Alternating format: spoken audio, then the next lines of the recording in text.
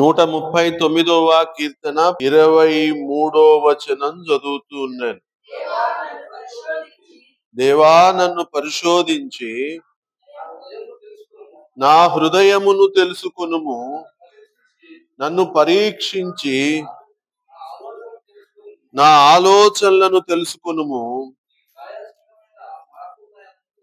నీకు ఆయాసకరమైన మార్గము నా యందున్నదేమో చూడుము. నిత్య మార్గమున నన్ను నడిపించుము. పరిశుద్ధ దేవుడు తన లేఖనాన్ని మన వినికిడిలో ఆశీర్వదించును గాక. ఆమేన్. చిన్న మాట ప్రార్థన చేసుకుందాం. మహాపరిశుద్ధుడు అయిన మా తండ్రి, జీవాధిపతివైన యేసయ్యా, నీ ఘనమైన నామానికి వందనాలు. పరిశుద్ధమైన నీ నామానికి వందనాలు. సర్వశక్తి కలిగిన నీ నామానికి వందనాలు. సర్వోన్నతమైన నీ నామానికి వందనాలు ప్రభువా. ఇదిగో ఇటు రీతిగా నీ పాద సన్నిధిని సమీపించుటకు నీవు చేసిన ఉపకారాన్ని బట్టి వందనాలు అయా. నీ సత్యమును నేర్చుకున్నటకు ప్రభువా, నీ కృపలో అయా మమ్మల్ని అందరినీ జ్ఞాపకం చేసుకుంటున్నందుకు వందనాలు. ధ్యానపూర్వకంగా నీలోనికి చూడగలిగేటటువంటి స్వభావము, భక్తి తత్వం మాకు అందరికీ నేర్పించమని వేడుకుంటున్నాను. ఇదిగో నాయన, చదవబడినటువంటి ఈ లేఖనాన్ని నీ చేతులకు అప్పచెప్పుకుంటూ ఉన్నాను. ఇంకాస్త నీ కార్యంలోనికి, ఇంకాస్త నీ జ్ఞానంలోనికి నడిపించమని మమ్మల్ని అందరినీ నీ చేతులకు అప్పచెప్పుకుంటే యేసుక్రీస్తు నామములో అడిగి వేడుకొనుచు ఉన్నాను నా ప్రియ పరలోకపు తండ్రి, ఆమేన్. దేవా నన్ను పరిశోధించి నా హృదయమును తెలుసుకొనుము, నన్ను పరీక్షించి నా ఆలోచన తెలుసుకొనుము అని దావీదు మహారాజు చెబుతా ఉన్నాడు. ఈ మాట ఛాలెంజింగ్ వర్డ్ అంటారు. ఛాలెంజింగ్ వర్డ్ అంటే ఎవరైనా నేను చాలా తప్పు చేయలేని వాడను, నేను చాలా పవిత్రుడను, నిర్దోషిని అని చెప్పేటటువంటి మాట ఏంటంటే, నేను చాలా నిర్దోషిని అని చెప్తున్నట్టుగా, నన్ను పరీక్షించుము, కావాలంటే చూసుకోండి, కావాలంటే తెలుసుకోండి, పరీక్ష చేయండి అని చెప్పి దేవుణ్ణి అడుగుతున్నటువంటి సంగతి. ఒకసారి ఈ మాట యొక్క అంతర్ముఖంలోనికి చూసి నేను ముగించేయాలనుకుంటున్నాను. యోబు కూడా చెప్తా ఉంటాడు, చాలా మంది భక్తులు చెప్తా ఉంటారు ఏంటంటే, నన్ను పరిశోధించి నా హృదయమును తెలుసుకునుము, నన్ను పరీక్షించి నా ఆలోచనలను తెలుసుకును. బాగా గుర్తుపెట్టుకోండి. స్కానింగ్ చేయి నన్ను అని అడుగుతున్నాడు. స్కానింగ్ చేయి నన్ను అని అడుగుతా ఉంటాడు. ఎట్లా ఉంటది స్కానింగ్ చేస్తే? ఒకసారి పొట్ట చేశారనుకోండి, పొట్టలో మొత్తం తెలుసు. గుండె చేశారనుకోండి, గుండెకు సంబంధించింది తెలుసు. కిడ్నీలు చేశారనుకోండి, కిడ్నీకి సంబంధించింది తెలుసు. బ్రెయిన్ చేశారనుకోండి, బ్రెయిన్కి సంబంధించింది తెలుసు. దేవుని దగ్గరికి వెళ్ళి నన్ను స్కానింగ్ చేయవయ్యా అని అడుగుతా ఉన్నాడు. నేనైతే అడగలేనేమో,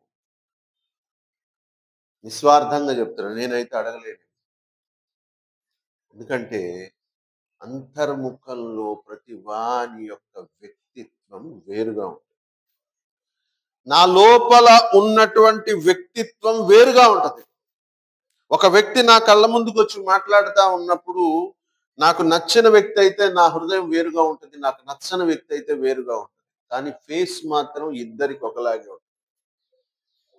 అతను వచ్చినప్పుడు ఇట్లాగా ముఖం నవ్వి పెట్టి, బాగున్నారండి, బాగా వచ్చినారా, ఎక్కడి నుంచి వచ్చారు, ఎప్పుడు వచ్చారు, ఎలా మాట్లాడతాను. నాకు నచ్చని వ్యక్తి వచ్చినప్పుడు కూడా నేను అట్లానే మాట్లాడతాను. హృదయాంతరంగములోకి వెళ్ళేటప్పటికి ఏమవుద్దంటే, ఈ వ్యక్తితో ఉన్నటువంటి మనసు ఈ వ్యక్తితో ఉండదు. నన్ను స్కాన్ చేయి అని నేను అడిగినప్పుడు నా యొక్క ఈ భిన్న స్వరూపాలు, లేకపోతే భిన్న మనస్తత్వాలు బయటికి కనబడతాయి. దేవుని దగ్గరికి నేను భక్తునిగా వెడుతూ ఉన్నప్పుడు ఇంత ఛాలెంజింగ్ వర్డ్ వాడేటటువంటి స్థితికి, భక్తి స్థితిలోనికి రావాలని బైబిల్ గ్రంథం చెప్తా. నేను రాజులాగా నా అడుగులు చూపిస్తా భగవంతునికి అని చెప్తారు యోబు గారు. అక్కడ నలుగురు స్నేహితులు యోబు చుట్టూరు చేరి వాళ్ళ యొక్క అభిప్రాయాలు చెప్తూ, ఎవడైనా భూమి మీద తప్పు చేస్తేనే శిక్ష వస్తుంది, దేవుని దృష్టికి నీవు ఏదో పాపం చేసావు కాబట్టి నీ మీదకి ఈ దౌర్భాగ్యమైన పరిస్థితి వచ్చింది. ఆ పాపం ఒప్పుకో, ఆ తప్పేదో సరిదిద్దుకో, దేవుణ్ణి క్షమాపణ వేడు అని స్నేహితులు చెప్తా ఉంటారు. నేను ఏ తప్పు చేయలేదు, దేవుడు నన్ను ఎందుకో పరిశోధించడం మొదలుపెట్టాడు, నా పాపాలు వెతకటం మొదలుపెట్టాడు, నన్ను చాలా దారుణంగా తరువుతా ఉన్నాడు, నన్ను చాలా ఇబ్బంది పెడుతా ఉన్నాడు అని చెప్తా ఉంటాడు యోబు. ఇది ఆ యోబు గ్రంథంలో జరుగుతున్నటువంటి బాధ. ఆ సందర్భంలో యోబు చెప్తాడు ఏంటంటే, నేను దేవుని దగ్గర నా అడుగు జాడలను చాలా ఇదిగా చూపిస్తాను. 31వ అధ్యాయము పేజీ నెంబర్ 443 37వ వచనం చదువుతూ ఉన్నాను. ఆ ఆ రాజు వలె నేను ఆయన యొద్దకు వెళ్ళేదని అంటాడు. చాలా క్లియర్ గా చెప్తా ఉన్నాడు. నా అడుగుల లెక్క నేను ఆయనకు తెలియచేసేదని. It's a challenging words. ఎంత దమ్ముంటే, ఎంత నీతి తత్వాన్ని అనుసరించగలిగితే ఆ స్టేట్మెంట్ ఇవ్వగలుగుతారో ఒకసారి ఆలోచించండి. ఒకవేళ నేను ఆ స్టేట్మెంట్ ఇవ్వలేకపోయినా సరే, పరలోకంలోకి వెళ్ళిన తర్వాత ఖచ్చితంగా అక్కడ స్కానింగ్ జరుగుతూనే ఉంటుంది. అక్కడ నన్ను ఖచ్చితంగా పైనుంచి కింద వరకు కూడా అప్ టు బాటమ్ స్కాన్ చేస్తూనే ఉంటారు. వీడి ఆలోచన స్థితి ఎట్లా ఉంది, వీడి మాట స్థితి ఎట్లా ఉంది, వీడి హృదయ స్థితి ఎట్లా ఉంది, వీడి ఉద్దేశము ఎలా ఉంది, ఇవన్నీ కూడా స్కాన్ చేస్తారు. మనుషులు బయటికి చాలా మంచిగా మాట్లాడొచ్చు, కానీ వాళ్ళ హృదయ స్థితిని బట్టి వాళ్ళ యొక్క వ్యక్తిత్వం అనేది ఉంటుంది. బాగా గుర్తుపెట్టుకోండి, హృదయ స్థితిని బట్టి వాళ్ళ వ్యక్తిత్వం అనేది ఉంటుంది. ఇక్కడ 3 విషయాలు చెప్తా ఉన్నాడు చాలా క్లియర్ గా. దేవా, నన్ను పరిశోధించి నా హృదయమును తెలుసుకొనుము, పరీక్షించి నా ఆలోచనలను తెలుసుకొనుము, నీకు ఆయాసకరమైన మార్గము నా యందు ఉన్నదేమో చూడుము అంటే, ఫస్ట్ నా హృదయాన్ని చూడు, రెండోది నా ఆలోచనలను చూడు, మూడోది నా మార్గమును చూడు. ఈ 3 విషయాలలో కూడా ఛాలెంజింగ్ గా ఉన్నాడు, చెప్తా ఉన్నాడు. అలా చెప్పగలిగేటటువంటి స్థితి దావీదు ఉన్నాడు. బైబుల్ ఈ విషయాన్ని మన దగ్గరికి ఎందుకు వస్తుందంటే, దేవుని దగ్గర నేను ఇలా నిలబడినప్పుడు నా హృదయమును, నా ఆలోచనలను, నా నడక గురించి మాట్లాడతాను. ఎందుకంటే హృదయములో ఉన్న పరిస్థితిని బట్టి ఆలోచన వ్యవస్థ వెళ్తా ఉంటుంది. హృదయంలో ఉన్నటువంటి వ్యవహారాన్ని బట్టి ఆలోచనలు బయటికి వెతుకుతా ఉంటాయి. ఒక సైంటిస్ట్ దగ్గరికి వెళ్ళామను, ఆ సైంటిస్ట్తో ఓ పావుగంట మాట్లాడామనుకోండి, అతని పరిశోధన గురించి, అతని యొక్క ఆలోచన, అంటే ఏ సంగతి మీద అతని మనసు పరిగెడుతుందో ఆ సంగతులు అతని నోటి ద్వారా వినబడతాం. ఒక దైవజనుడి దగ్గరికి వెళ్ళామనుకోండి, దేవుని గురించి, దేవుని యొక్క ధ్యానం గురించి, బైబిల్ గురించి ఇవి చెప్పబడతాం. బయట ఫ్రెండ్ సర్కిల్ దగ్గరికి వెళ్ళామనుకోండి, ఒకడు సినిమా గురించి మాట్లాడుతూ ఉంటాడు, ఒకడు బయట జరుగుతున్నటువంటి వ్యవహారాల గురించి, ఆ అమ్మాయి ఈడితో ఉంది, లేకపోతే ఈ అబ్బాయి వాడుతూ ఉన్నాడు, ఇట్లాంటి సంబంధించినటువంటి మ్యాటర్స్ మాట్లాడతారు. ఇవన్నీ మాట్లాడుతున్నప్పుడు నిశ్శబ్దంగా చెవులు మూసుకుని ఒకసారి వాళ్ళ ముఖాలు చూడాలి. వాళ్ళ ముఖాలలో కాదు, వాళ్ళ నోటిలో నుంచి ఏం కనబడుతుందంటే వారి హృదయం కనబడతారు. హృదయము నిండిన దానిని బట్టి, అంటే నోటి ద్వారా హృదయాన్ని చూడొచ్చు అని చెప్తుంది లేఖనం. వాడి హృదయం నాకు కనబడాలంటే వాడి నోటిని చూస్తే నాకు హృదయం కనబడుద్ది అన్నారు. వాడు దేని గురించి మాట్లాడుతున్నాడో వాడి హృదయం దానితో నిండి ఉన్నదని అర్థం. వాడి ఆలోచనలు ఆ రీతికి వెళుతున్నాయని అర్థం. అంటే నీ ఆలోచన స్థితిని బట్టి నీ హృదయాన్ని అది నింపబడి చాలా జాగ్రత్తగా బలపరచబడతా ఉంటుంది. ఆ హృదయ స్థితిని బట్టి నీ అడుగు అనేది ముందుకు పడతా ఉంటుంది. మనిషి యొక్క భక్తి జీవితంలో దేవుని దగ్గర కనబడడానికి ఈ 3 అంశాలు చాలా ముఖ్యమని చెప్తున్నారు. ఒకటి హృదయం, 2 ఆలోచన, 3 నడక. వీటన్నిటిలో ప్రధానమైనది ఏంటంటే హృదయం. నా హృదయంలో ఒక కోరిక ఉన్నదండి. ఆ కోరికను బట్టే నా ఆలోచనలు పరిగెడతా ఉంటాయి. నాకు ఐఫోన్ కొనుక్కోవాలని. నా ఆలోచనలన్నీ కూడా ఐఫోన్ చుట్టూ గిరగిరా గిరగిరా గిరగిరా తిరుగుతా ఉంటాయి. ఎవడైనా ఐఫోన్ తీసుకొచ్చి నా కళ్ళ ముందు కనబడగానే వెంటనే ఆడ ఐఫోన్ చూసుకుని ఎంత పెట్టుకున్నావు, ఎలా పనిచేస్తుంది, కెమెరా బాగుందా, మెమరీ బాగుందా, బ్యాటరీ బాగా వస్తుందా అని చెప్పి మొత్తం నేను అడగడం మొదలు. నా హృదయము నిండిన దానిని బట్టి నా నోరు మాట్లాడుతూ ఉంటది. నా హృదయం నిండిన దాన్ని బట్టి నా ఆలోచనలు పరిగెడతా ఉంటాయి. దావీదు మహారాజు చెబుతుంది ఏంటంటే, ఒకసారి పరిశీలన చేయి, ఒకవేళ ఏమైనా వ్యాయాసకరమైనది ఉన్నదేమో చూద్దాం అని. ఎంత క్లారిటీగా ప్యూరిటీగా అతను మాట్లాడుతూ ఉన్నాడంటే, స్కానింగ్ చేసుకోవడానికి దేవుని దగ్గర నిలబడడానికి అతడు నేను రెడీ అన్నట్టు చెప్తా. ఒక్కసారి నన్ను నేను దేవుని దగ్గర స్కానింగ్ చేసుకుందాం అని అనుకుందాం. ఎలా ఉంటది అంటారు? నేను ఎలా ఉంటాను దేవుని దగ్గర? ఆలోచించండి. అంటే నన్ను అంటే నేను గురించి చెప్పట్లా, ఎవరికి వాళ్ళు. భగవంతుడి దగ్గర ఇలా నిలబడ్డా నేను పొరపాటుని ఇప్పుడు చచ్చిపోయి దేవుని దగ్గరికి వెళ్ళాల్సిన పరిస్థితి వచ్చింది. దేవుని దగ్గరికి నేను వెళ్ళినప్పుడు నా జీవిత చరిత్ర గ్రంథంలో రాస్తా ఉంటాడు దేవుడు. వీడు ఇట్లాంటి ఆలోచన కలిగిన వాడు, వీడు ఇట్లాంటి పరిస్థితి కలిగిన వాడు, వీడు ఇట్లాంటి జరిగిన వాడు. చాలా మంది భక్తి జీవితం ఎలా ఉంటదంటే, ప్రకటన గ్రంథము 3వ అధ్యాయము 20వ వచనం చదువుతూ ఉన్నాను. ఇదిగో నేను తలుపు నొద్ద నిలుచుండి తట్టుచున్నాను, ఎవడైనను నా స్వరము విని తలుపు తీసిన ఎడల నేను అతని యొద్దకు వచ్చి అతనితో నేనును నాతో కూడా అతడును. ఒక రిలేషన్ చెప్పింది ఇక్కడ. ఏమని చెప్పాడు? 7 సంఘాల దూతలకు చెప్తూ రాసినటువంటి పత్రికల్లో ఇదొక చివరి పత్రిక. ఈ సంఘం పేరు లవోదికీయ. అంటే దేవుని యొక్క సంఘముగా ఎంచబడుతూ ఉన్నటువంటి సంఘం ఇవి. దేవుని యొక్క భక్తి జీవితంలో నడుస్తున్నట్టుగా ఆ వరుసలో రాయబడినటువంటి వ్యక్తిమే. కానీ ఈమె స్థితి ఎలా ఉందంటే, క్లోజ్ ద డోర్స్. దేవుని యొక్క సాంగత్యము దానికి డోర్స్ క్లోజ్ చేసినట్టు. దేవుడు ఏం చెప్తున్నాడు? ఒకసారి తలుపు తీరా, ఇద్దరం కలిసి నడుద్దాం, లేకపోతే కలిసి జీవిద్దాం అని చెప్తా. ఆ రిలేషన్ గురించి దేవుడు చెప్తా ఉన్నాడు. కానీ వీడు దేవునిలోనే ఉన్నాను అనుకుని భ్రమపడి బ్రతికేస్తూ ఉన్నాడు. చాలా మంది భక్తి జీవితం ఇలాగే ఉంటుంది. నేను దేవుని సంఘంలో ఉన్నాను, దేవుని సంఘానికి పెడుతున్నాను, దేవునిలో వాక్యం చదువుతా ఉన్నాను, దేవునికి సంబంధించిన కార్యక్రమాల్లో పాల్గొంటున్నాను, చాలా విషయాల్లో నేను సహాయం చేస్తూ ఉన్నాను అని ఇట్లా చేస్తా ఉంటారు.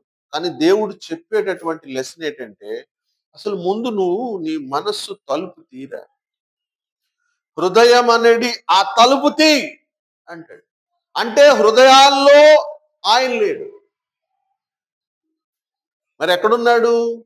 పైనుంచి కింద దాకా ఉంటాడు. అయితే హృదయంలో ఏమున్నాయి? వాడికి కావలసినటువంటి విషయాలు ఉన్నాయి. సువార్త గ్రంథంలో ఒక ఆయన వచ్చి, బోధకుడా నేను నిన్ను వెంబడిస్తాను అని అడుగుతాడు. అడిగితే దేవుడు అంటాడు, నక్కలకు బొరియలను ఆకాశ పక్షులకు గూళ్ళు గలవు గాని మనుష్య కుమారుడు తలవాల్చుకున్నటకైనను స్థలము లేదు అని చెప్తాము. అంటే అర్థం ఏమిటి? నక్క చెప్పిండు బొరియల గురించి, ఇదంతా మళ్ళీ వేరే సబ్జెక్ట్. అంటే హృదయానికి నేను రావాలయ్యా, నీతో పాటు వచ్చేస్తాను, నీ వెనకాల వచ్చేస్తాను అంటున్నాడు. కానీ అస్సలు కాన్సన్ట్రేషన్ కావలసినటువంటి హృదయం మాత్రం దేవుని దగ్గర లేదని చెప్పి.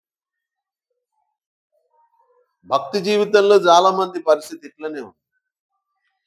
హృదయము వేరే చోట, భక్తి భగవంతునిలో. వారి మనస్సులో దేవుని స్థానము వేరే లెవెల్లో ఉంది. నువ్వు ఇంతకు మించి ఎక్కువ కలుగ చేసుకోకే అన్నట్టుగా కూర్చోబెడతారు దేవుణ్ణి. కొన్ని విషయాల వరకు దేవుడికి చాలా ప్రాధాన్యత ఇస్తారు, కొన్ని విషయాల దగ్గరకు వచ్చేటప్పటికి దేవుడికి ప్రాధాన్యత ఇవ్వరు.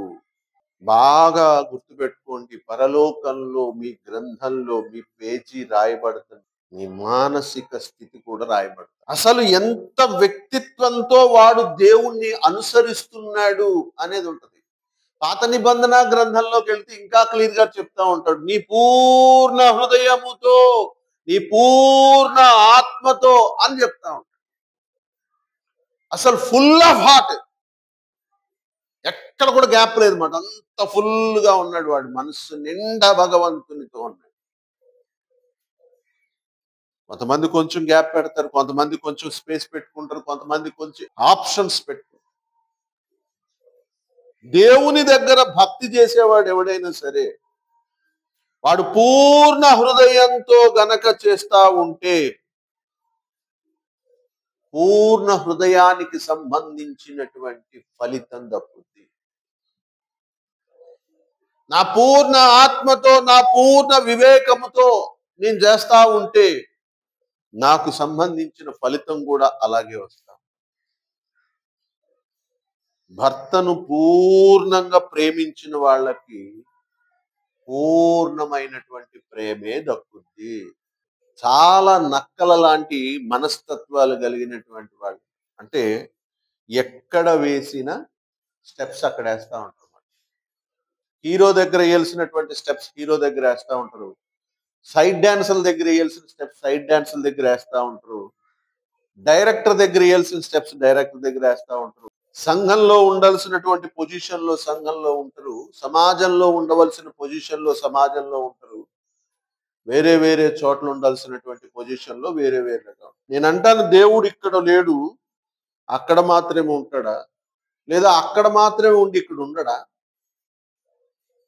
అరే, నేను వంటగదిలో ఉన్నప్పుడు దేవుడు నా వెనకనే ఉన్నాడు, నేను బెడ్రూమ్ లో ఉన్నప్పుడు దేవుడు నా వెనకనే ఉన్నాడు, నేను బయటకు వచ్చినప్పుడు దేవుడు నా వెనకనే ఉన్నాడు, నేను ఎదుటి వ్యక్తిని చూస్తున్నప్పుడు ఉద్దేశమును చూడడా? ఎదుటి వ్యక్తిని నేను నిందిస్తున్నప్పుడు నా హృదయ అంతరంగముల్లో ఉన్న ఉద్దేశాన్ని చూడ్డా?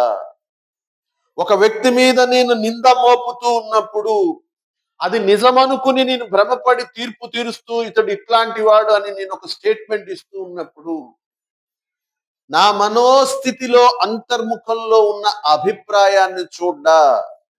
కైసరు దగ్గర నుంచి చట్టం దగ్గర నుంచి మొత్తం అందరి దగ్గర నుంచి వీడు దొంగ అని తీర్పు తీర్చబడి వాడికి శిక్ష విధించబడి సిలువ మీద ఎక్కినప్పుడు వీడు దొంగేరా అని దొంగోడు, ఆ పక్కనున్న దొంగోడు కూడా చెప్పి స్టేట్మెంట్ ఇస్తా ఉన్నప్పుడు వీళ్ళందరి మనస్సులను చూసినటువంటి భగవంతుడు వాడి మనస్సులో మనోభావాన్ని చూసి దేవుడు ముచ్చటపడి నాతో పాటు పరదేశంలోకి వస్తూ లేరయ్యాల. ఏం చూశాడు దేవుడు? వాడి యొక్క మనోస్థితిని చూశాడు. వాడి హృదయ స్థితిని బట్టి వాడికి దేవుడు స్థానం ఇవ్వడం జరుగుతా.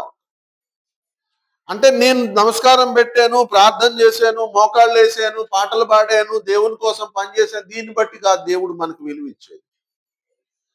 నా మనస్సులో దేవునికి నేను ఇచ్చిన స్థానాన్ని బట్టి దేవుడు నాకు విలువ ఇవ్వడం మొదలు పెడతాడు.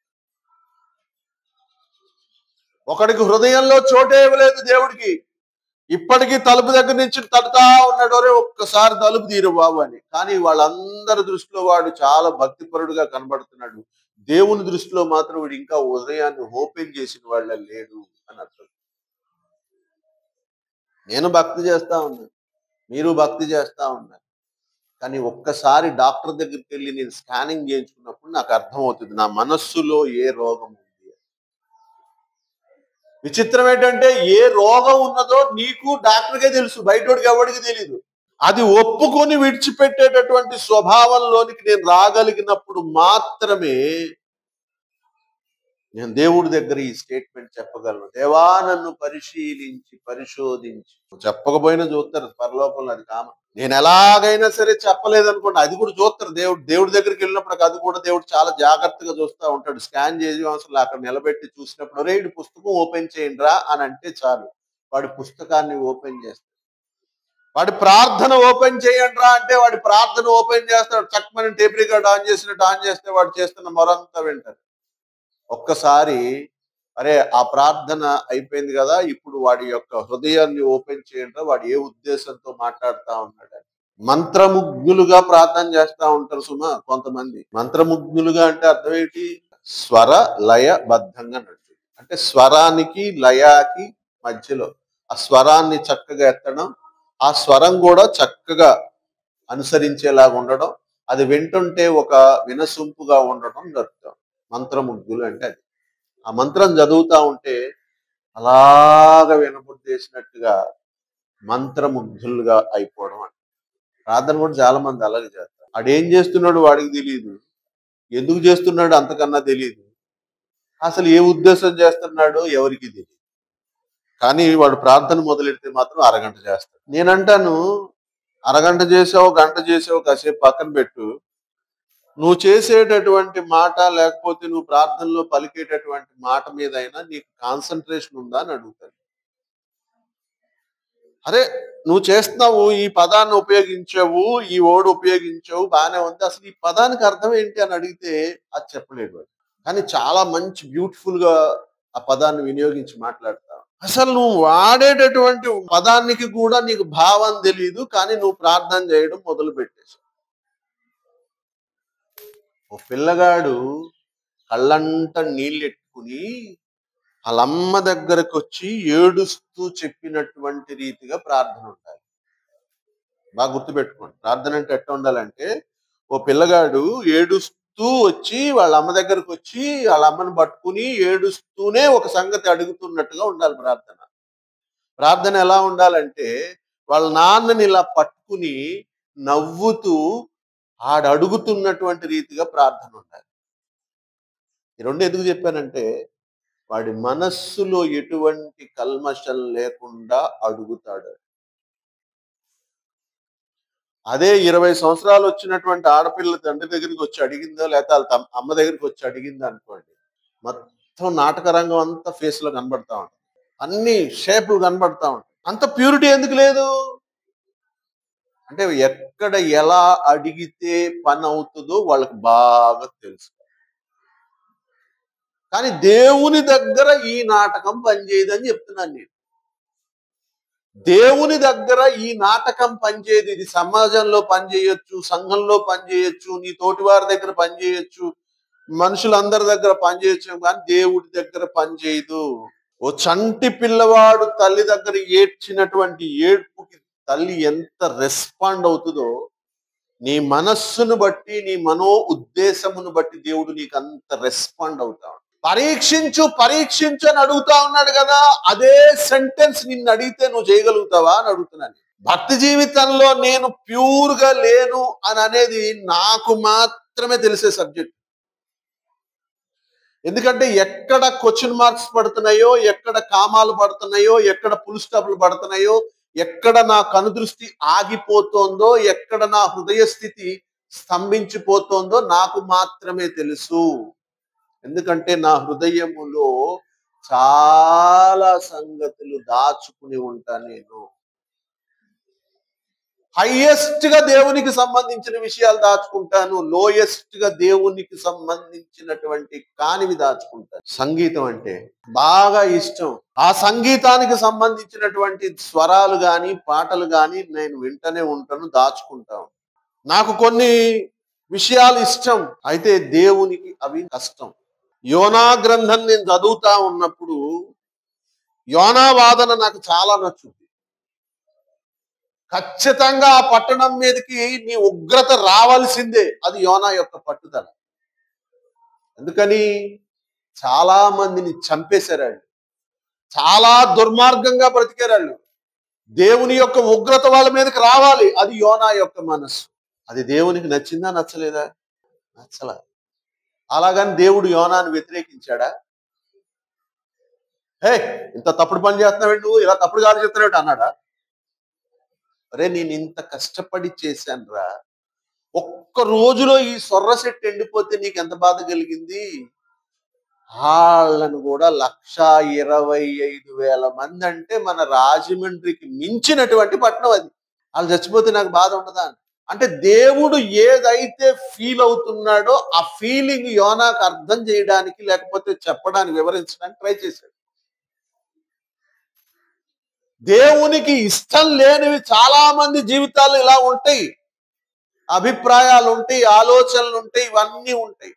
అయితే దేవుని దగ్గరికి వెళ్ళి స్కానింగ్ చేసినప్పుడు ఈ సంగతి మొత్తం బయటపడతాం.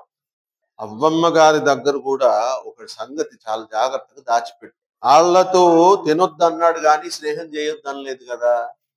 అవి ముట్టుకోవద్దు అన్నాడు కానీ అవి చెయ్యొద్దు అనలేదు కదా అని మొదలు పెట్టుకున్నాడు. దాని ఎఫెక్ట్ ఏమైందంటే కొంత దూరం వచ్చేటప్పటికి ఆమె మీద పాపంగా పరిగణించబడింది.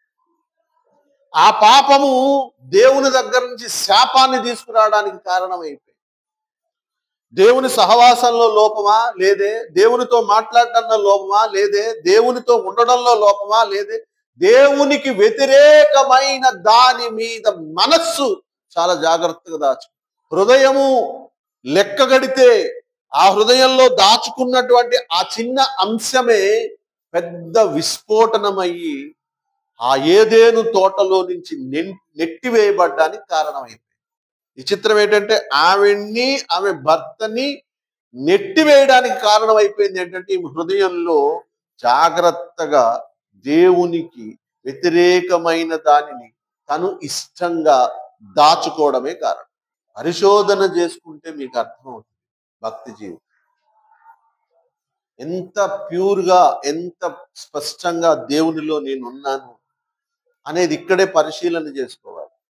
ఒకవేళ తప్పు కనబడింది, తప్పుగా తోచింది, అబద్ధంగా తోచింది, ఇది దేవుని దృష్టికి కరెక్ట్ గా లేదు అని అంటే గనక ఇక్కడే సరి చేసుకోవాలి. రేపొద్దున స్కాన్ చేసినప్పుడు ఇది గనక బయటకు వచ్చింది అనుకో, ఫలానా అప్పుడు దీని గురించి నేను క్షమాపణ అడిగినట్టు లేదా అని అడగొచ్చు. నిజమే, నాకు ఇట్లాంటి అభిప్రాయం ఉండేది, కానీ ఈ అభిప్రాయ విషయంలో నేను ఫలానా అప్పుడు గద్దించబడి దేవుని దగ్గర నేను ఒప్పుకున్నాను. పాపం చేశానేమో, నా అభిప్రాయం పాపంగా ఉందేమో, నా ఉద్దేశము పాపంగా ఉందేమో, నా స్వభావం పాపంగా ఉందేమో అని దేవుని దగ్గర నేను అడిగి దాన్ని సరి చేసుకునేటటువంటి కార్యక్రమం చేశాను అని దేవుని దగ్గర చెప్పడానికి అవకాశం ఉంది. ఆ కార్యక్రమమే ఇది. నీకు ఆయాసకరమైన మార్గము నా యందున్నదేమో చూడుము, నిత్య మార్గమున నన్ను ఆయాసకరమైన మార్గము నా యందున్నదేమో చూడుము. ఒక్కొక్కసారి తెలియదు ఎవడికి కూడా, నేను రైటా నేను రాంగా అనేది తెలియదు. ఎందుకంటే చూస్తూ ఉంటే చాలా మంచిగా కనబడతా ఉంటది, కానీ వాస్తవానికి అది దేవునికి వ్యతిరేకంగా ఉండొచ్చేమో. కాబట్టి ఈ ఆప్షన్ చెప్తా ఉంటాను. ఒకవేళ నా దృష్టికి అది అనుకూలంగా ఉండొచ్చేమో, నీ దృష్టికి అనుకూలం కాదేమో, నాకు అర్థం కావట్లేదు. ఒక్కసారి నన్ను జ్ఞాపకం చేసుకో, నీకు ఆయాసకరమైన మార్గము నా యందున్నదేమో చూడుము అంటూనే నిత్య మార్గమున నన్ను. ఈ ప్రార్థన మనం చేయాలి ఈరోజు. ఈ చిన్న ప్రార్థన మనం చేయాలి. అయా, నా హృదయములో ఇప్పటికీ నీకు ఆయాసకరమైనది, వ్యతిరేకమైనది, నిన్ను బాధపరిచేది, దేవా నిన్ను ఇబ్బంది పెట్టేది, నీకు కష్టంగా ఉండేదేమని ఉన్నదేమో, ఒకసారి పరిశీలన చేసి నన్ను జ్ఞాపకం చేసుకో అని అడిగేటటువంటి రోజు, ఆ సమయం ఇది. ఎందుకంటే పరలోకంలోకి వెళ్ళిన తర్వాత అందరి ముందు నీ హృదయాన్ని చూపించడం కన్నా ఇక్కడే నీవు దేవునికి నీ హృదయాన్ని చూపించి పరిశోధన చేసుకోవడం చాలా ప్రాముఖ్యం. న్యాయపీఠం ముందు నీ మీద నింద వేయించబడుకోవడం కన్నా ఇక్కడనే నీ హృదయాన్ని దేవుని దగ్గర పరిచి, ఒకవేళ ఈ మాట నీకు నష్టంగా ఉందేమో, ఒకవేళ ఈ నా ఇష్టం నీకు కష్టంగా ఉన్నదేమో, ఒకవేళ నాలో ఉన్న ఈ అభిప్రాయం నీకు అభ్యంతరకరంగా ఉన్నదేమో పరిశీలన చేయి. ఒకవేళ అది దోషమైతే చెప్పు, ఒప్పుకుంటాను. ఒకవేళ అది పాపంగా పరిగణించబడుతుందేమో తెలియదు, నాకు ఒప్పుకుంటాను. ఒకవేళ నా మార్గపులో వేసిన అడుగులు నీకు అభ్యంతరకరంగా, ఆయాసకరంగా, నీకు కోపం పుట్టించేవాడిగా ఉన్నాయేమో, ఒకసారి ఒప్పుకుంటాను అని దేవుని దగ్గర మీ హృదయాలు పరుచుకోండి. మీ మాటల విషయంలో, చూపుల విషయంలో, ఉద్దేశాల విషయంలో, ఆలోచనల విషయంలో, వ్యక్తిగత విషయంలో ఇవన్నీ ఒకసారి దేవుని దగ్గర ఓపెన్ చేసుకోండి. నాకు చెప్పవసరలా. దేవునికి మీ హృదయాన్ని ఇట్లా తెరవండి. తెరిచి దేవునితో మాట్లాడండి. దేవుని దగ్గర ఒప్పుకోండి. క్షమాపణ అడగాల్సిన వాటిలో క్షమాపణ అడగండి. వాదించబాకండి. ఎందుకు తప్పయింది? ఎలా తప్పయింది? ఎప్పుడు తప్పయింది? ఫలానా ఓడి చేస్తే రైట్ అయింది. ఇవన్నీ నీకు అనవసరం. నేను చేశానంటున్నావు, తప్పు అంటున్నావు. ఓకే, ఒప్పుకుంటాను. అలా ఒప్పుకోండి. దేవునిలో మిమ్మల్ని మీరు సరి చేసుకునేటటువంటి సమయానికి వచ్చాం. ఖచ్చితంగా సరి చేయబడదాం, సరి చేసుకుందాం. అట్టి కృప పరిశుద్ధాత్ముడు మనకందరికి అనుగ్రహించును గాక.